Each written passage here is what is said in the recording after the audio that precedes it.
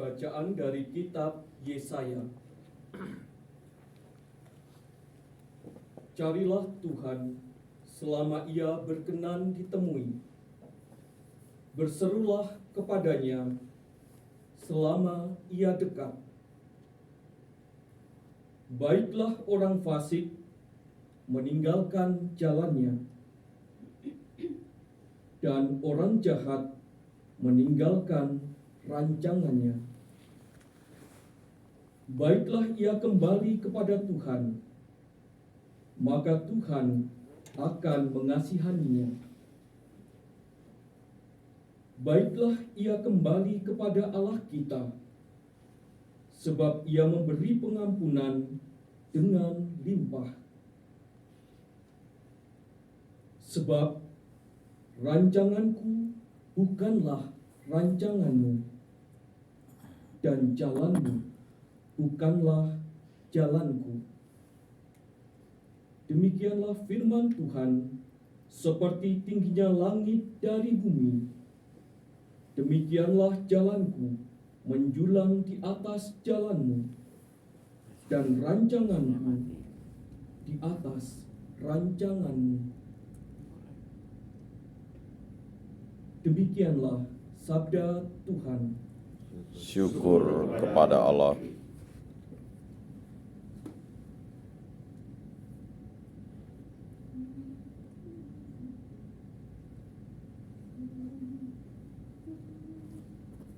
Tuhan dekat pada setiap orang yang berseru kepadanya. Tuhan dekat pada setiap orang yang berseru kepadanya. Setiap hari aku hendak memuji Engkau dan memuliakan nama-Mu untuk selama-lamanya. Besarlah Tuhan dan sangat terpuji, kebesarannya tidak terselami. Tuhan dekat pada setiap orang yang berseru kepadanya. Tuhan itu pengasih dan penyayang, panjang sabar dan besar kasih setianya. Tuhan itu baik kepada semua orang, penuh rahmat terhadap segala yang dijadikannya. Tuhan dekat pada setiap orang yang berseru kepadanya. Tuhan itu adil dalam segala jalannya, dan penuh kasih setia dalam segala perbuatannya. Tuhan dekat pada setiap orang yang berseru kepadanya, pada setiap orang yang berseru kepadanya dalam kesetiaan. Tuhan dekat pada setiap orang yang berseru kepadanya.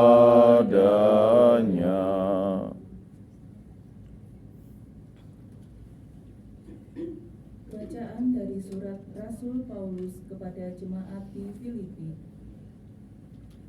Saudara-saudara, dengan nyata Kristus dimuliakan di dalam hatiku, baik oleh hidupku maupun oleh matiku. Karena bagiku hidup adalah Kristus, dan mati adalah keuntungan. Tetapi jika aku harus hidup di dunia ini, itu berarti bagiku bekerja memberi buah.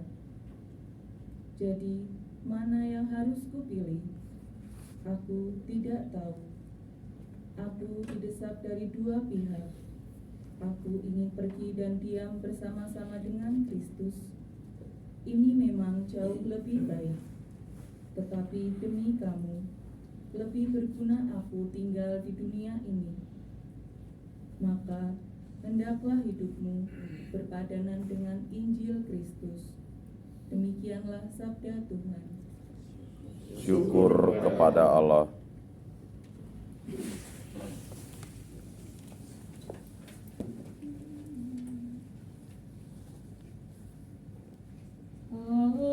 Haleluya, haleluya. Haleluya, haleluya. Tuhan, bukalah hati kami, sehingga kami memperhatikan sabda Putra-Mu. Haleluya, haleluya.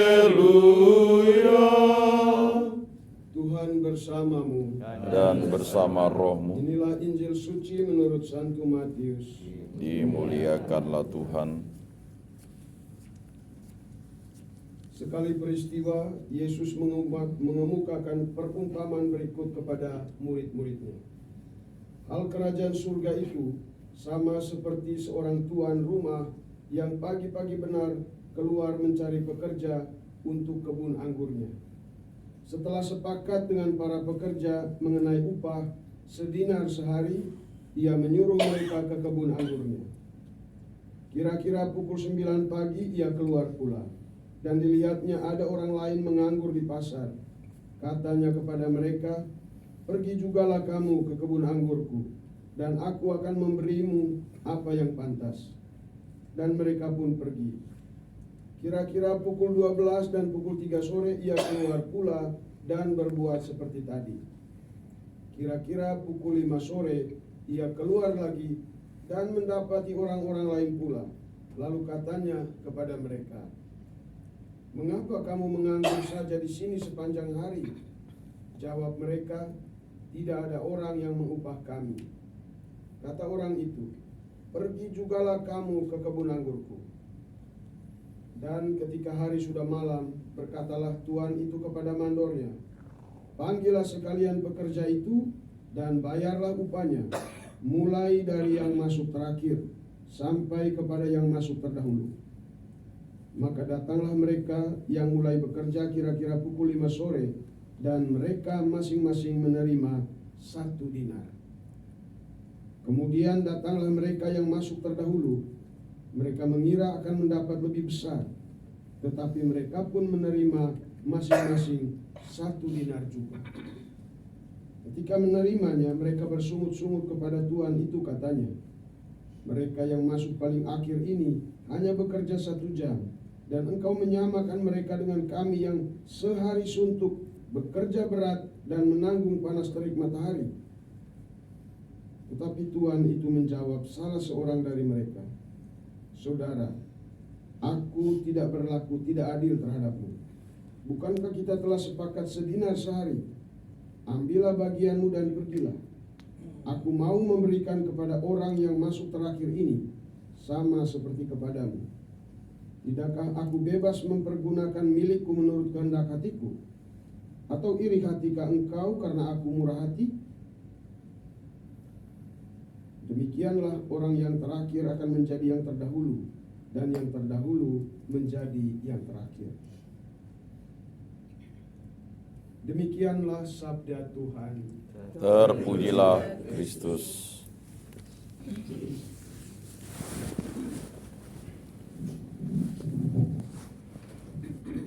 Pak Roma dan Bapak Ibu Saudara-saudara semua, para pendengar saya kasih dalam Tuhan. Kita tentu sudah sering membaca perikop ini, dan selalu ada rasa bahwa bagaimana ini kalau ada di tahun 2023 sekarang ini, kenapa saling? Apalagi sekarang bisa bukan hanya pasal tapi di demo oleh para buruh, karena semacam ada ketidakadilan, tidak diperhitungkan jam kerja, sama semua. Dan ini orang yang sudah kerja susah payah lalu merasa kurang dihargai. Bapak Ibu saudara-saudariku yang terkasih, tapi sebenarnya bacaan suci yang kita dengar ini tidak berbicara tentang upah mengupah orang, tetapi ini direfleksikan untuk mengungkapkan satu hal yang baik, yang patut kita ketahui, kita sadari, yaitu tentang salah satu dimensi dari kerajaan Allah. Dia omong tentang kerajaan Allah. Hal kerajaan surga itu sama seperti. Berarti ini bicara tentang kerajaan surga.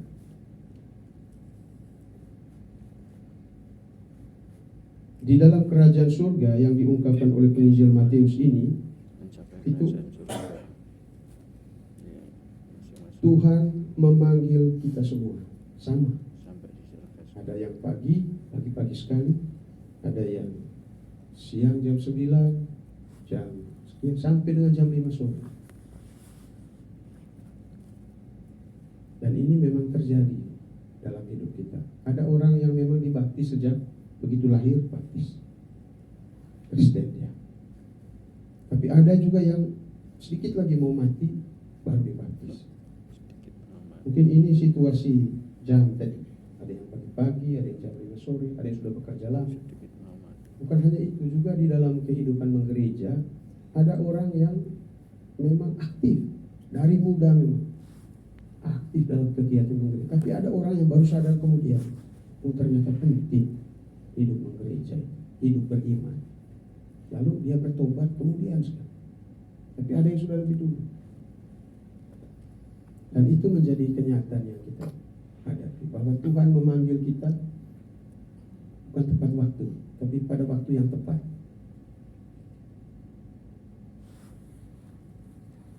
Tapi persoalannya seringkali ada pada kita. Kita mulai membandingkan ke sana kemari. Ada orang baik yang sudah sejak awal bekerja dengan rajin, tapi kemudian ketika dia lihat hasil akhirnya sama saja.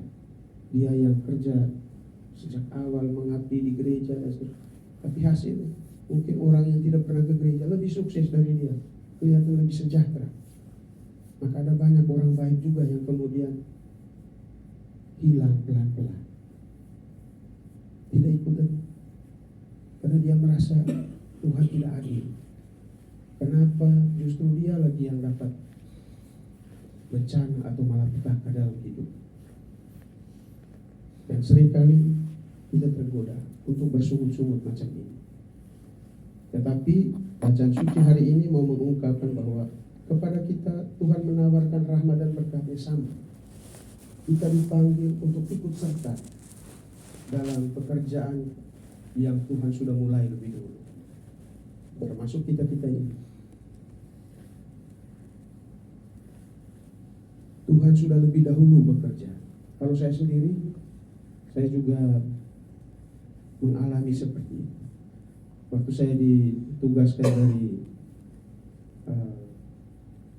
tempat saya untuk datang ke sini melanjutkan pendidikan di Jakarta, saya langsung pikir, waduh, saya di mana nanti di sana atau bagaimana? Banyak muncul pikiran yang membuat saya juga gugup.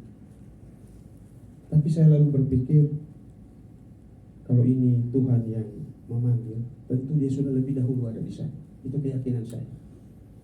Saya ini hanya orang yang taat kepada uskup dan mau mengikuti keputusan ini. Lalu saya tinggalkan tempat saya datang ke sini. Dan sampai di sini pelan tapi pasti saya melihat, saya ketemu dengan banyak orang baik di sini yang menerima saya. Saya diterima di Wisma dari Uskupan Agung Jakarta.